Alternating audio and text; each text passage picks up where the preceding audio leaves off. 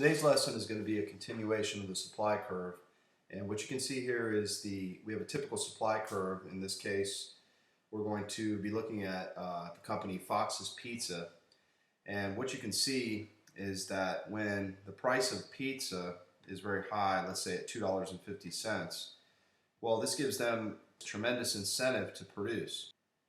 So at a high price, Fox's Pizza is willing to, along their supply curve, produce at a very high quantity. As the price falls, you can see that Fox's willingness to produce this product falls as well. So at a low price of, let's say, 50 cents, Fox's now has a lower incentive or a lowered incentive to produce. And so what we end up with here with respect to a supply curve is an upward sloping curve. That is, when prices are high, the quantity supplied is also high. And so the QS corresponds directly or positively with the price. That's opposed to a demand curve, which of course there's this inverse relationship, or a notion of an inverse relationship between price and quantity. So the supply curve, like the demand curve, can also shift. We can see the supply curve shift to the right, okay, which would be an increase in supply, or we can see it shift to the left, which would be a decrease in supply. Well, fundamentally, this can happen for one of 8 reasons. Remember, ceteris paribus, our curve will stay just like this forever and ever and ever. And that idea of ceteris paribus is that if nothing else changes, if everything else remains constant, all other variables staying the same, then this curve will stay like this. But of course, the world is not static. And so because of the dynamic nature of the world, there are changes. And again, there are 8 things that can shift the supply curve. Let's look at them first as an overview. Number 1, input costs. 2, technology. 3, government subsidies. 4, taxes. 5, government regulation. 6, number of sellers. 7, business expectations. And 8, supply shocks. Let's look at these one at a time. First and foremost, let's talk about input costs. Staying with Fox's Pizza, there are some fundamental things that Fox's Pizza needs to run their business. They need dough, and that of course would be a resource used to create the pizza. They need workers. Workers necessary to make the pizza, sell the pizza, deliver the pizza, whatever. They need an oven to cook pizza. So if you look at it, the dough represents the land, the workers represent the labor, and the oven represents the capital. If any one of these 3 things increases in price, that's going to be bad for Fox's Pizza. If the dough becomes more expensive, that's bad. If the workers become more expensive, be it through minimum wage laws or worker strikes, what have you, this is also bad. If a machine breaks down and they have to invest in new capital goods, that's bad. If any one of these goes down in price, it becomes good for Fox's Pizza. Now I have here an example that we're going to look at relative to input costs and labor, wages. So here we have some workers for Fox's Pizza. We have the supply curve for Fox's. And over here we have a advertisement to raise the minimum wage. Let's look at some numbers here and just fundamentally how the minimum wage can affect Fox's Pizza.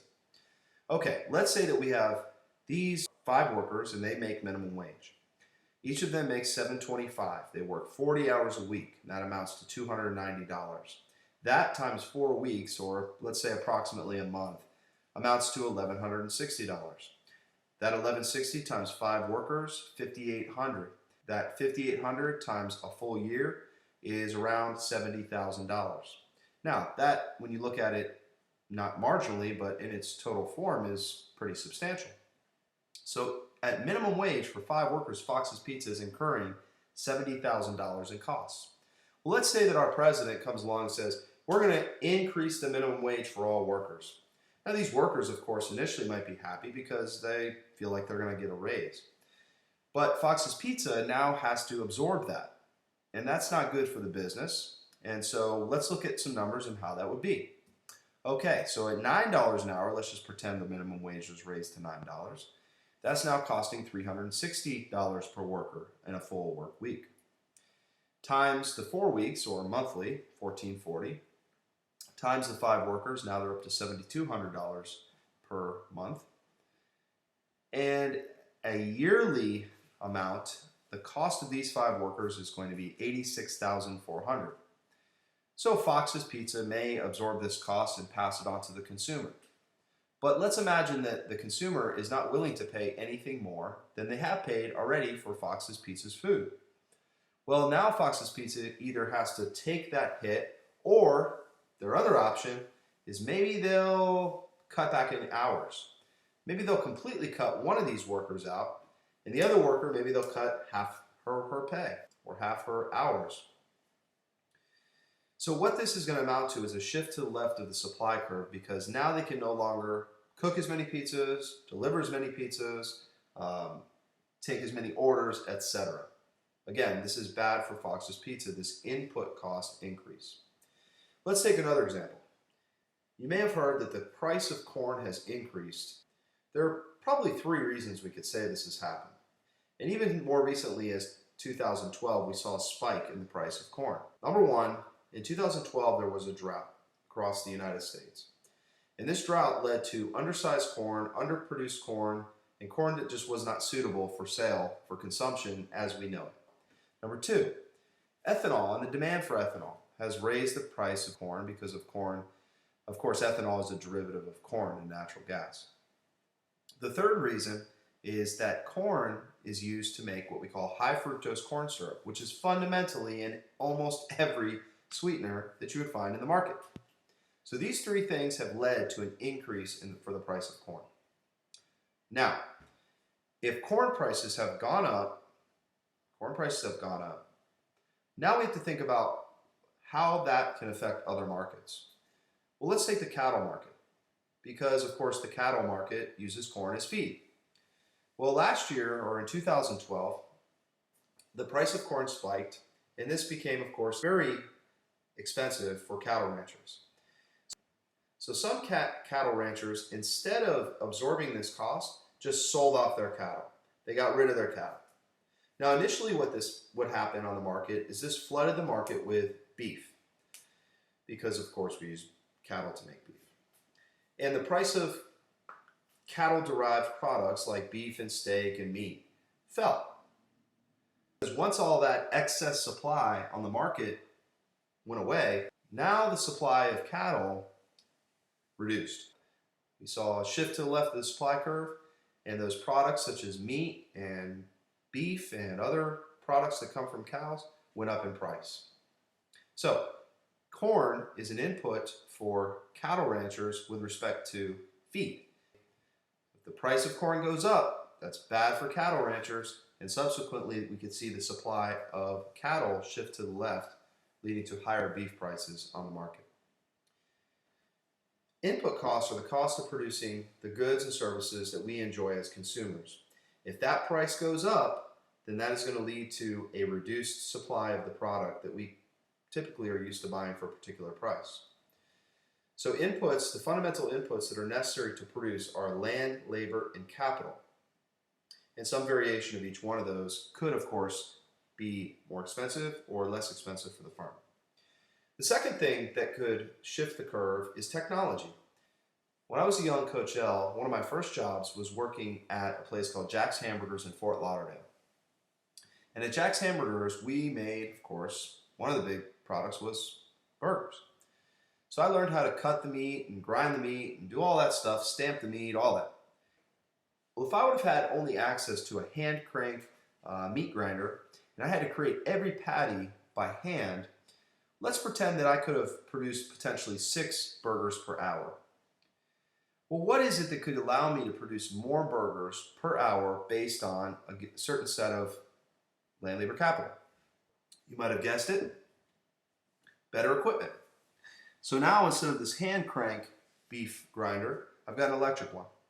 Instead of using my hand to create patties, now I've got a stamper. And so my productivity increases, and subsequently I'm able to produce more for the business. So a simple capital investment could allow me to produce more than I could before. Again, a technological improvement. So technological innovations allow us to produce more with less, and that is, of course, making us more productive. A third thing that can cause shifts in the supply curve are government payments.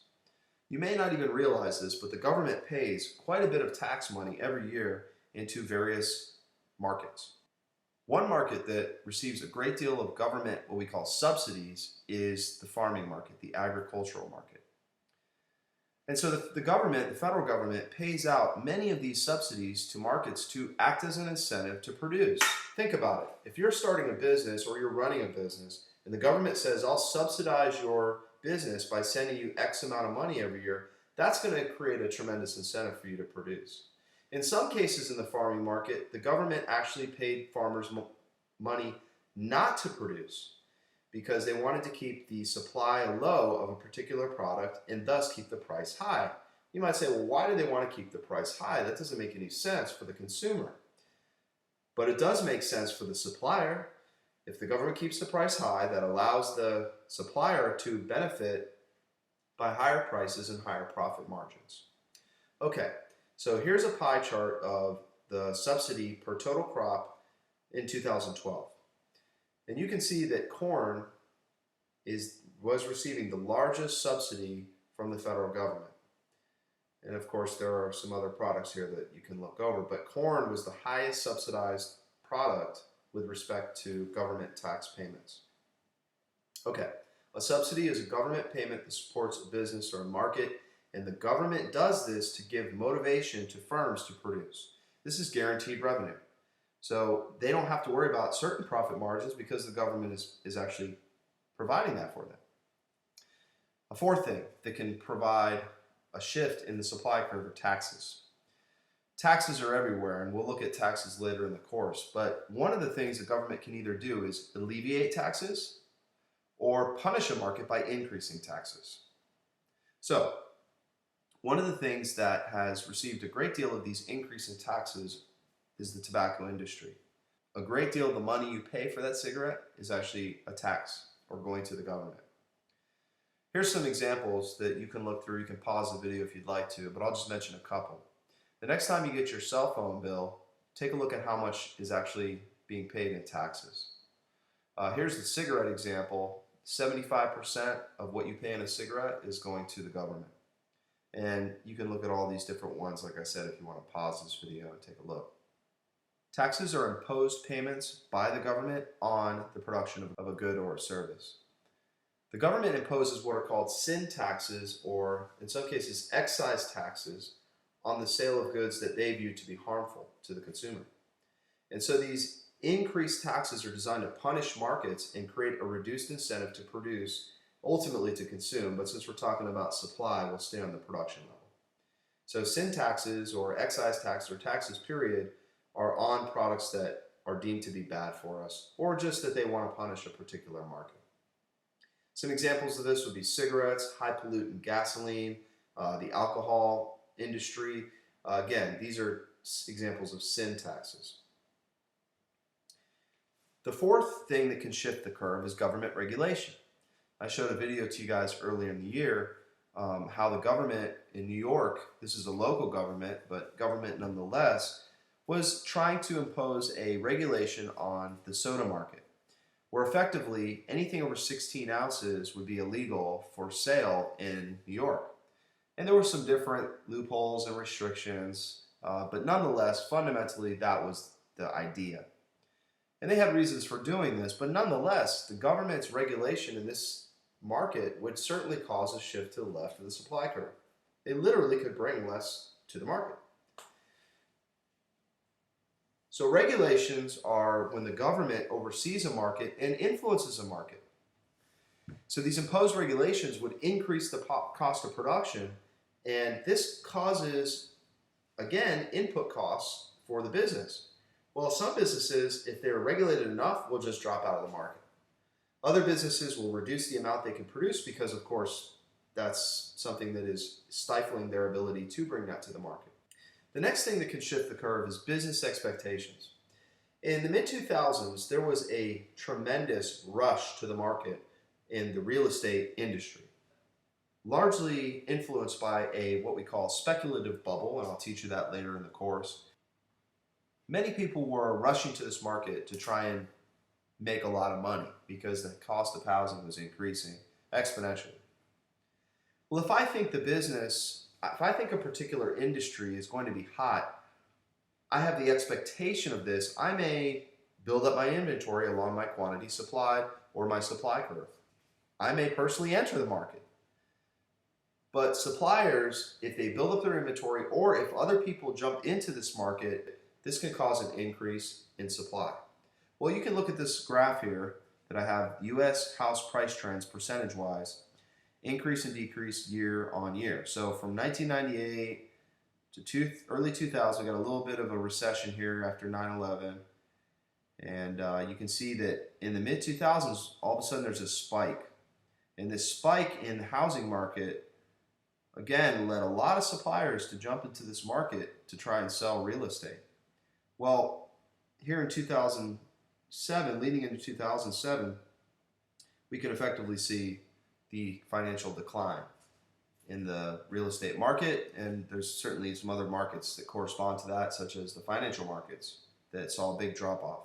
If I know that prices are going to be this low, then I'm probably either going to A, reduce the amount I can produce per month, thereby reducing my inventory, or B, get out of the market entirely.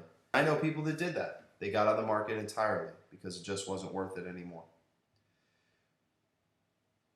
A seventh thing that can shift the curve is the number of sellers.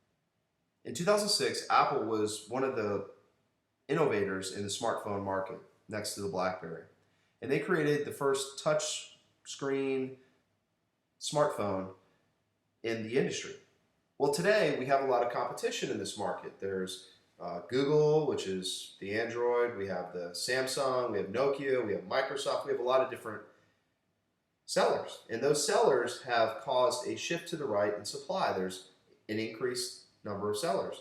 And that's brought the price down and made it more competitive in the smartphone market.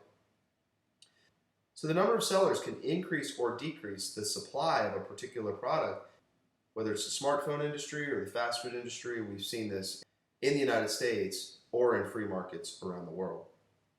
Finally, the last thing that can shift the curve are supply shocks. A supply shock is when we have a sudden shortage of a particular product due to a natural disaster or, in some cases, human error. So back in 2012, I believe it was, there was an earthquake that caused a tsunami in Japan. And that's what this picture is right here. Well, this tsunami caused a great deal of devastation to Japan. There was a loss of life, and there was also the loss of industry. So at the time, it was not atypical for there to be a shortage of Japanese cars, new Japanese cars here in the United States. Essentially, shift to the left of the supply curve, Japanese automobiles, was due to the supply shock.